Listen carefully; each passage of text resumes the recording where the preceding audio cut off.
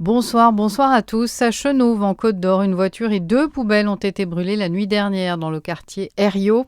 La commune subit une série d'incendies volontaires depuis plusieurs semaines. Incident malgré le couvre-feu instauré depuis le 19 juin qui interdit aux mineurs de moins de 16 ans de circuler sans accompagnement adulte entre 21h et 6h du matin. Une mesure prise suite à de nombreux actes de délinquance ces derniers mois à Chenauve.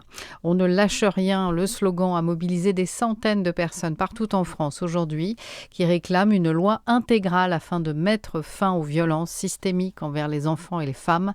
Un slogan entendu à Dijon, à Dole, à Louhans, à Chalon-sur-Saône et à Besançon notamment.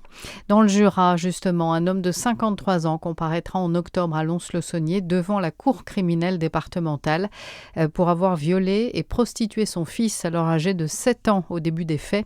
D'autres adolescents sont également victimes de ce quinquagénaire. Il avait fui au Chili en 2023 après une première plainte contre lui avant d'être finalement extradé.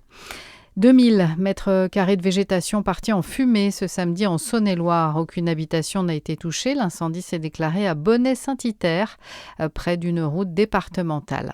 7 départements sont placés en vigilance orange pour canicule à partir de demain, 5 de plus qu'aujourd'hui. Le mercure pourrait atteindre 40 degrés sur le pourtour méditerranéen.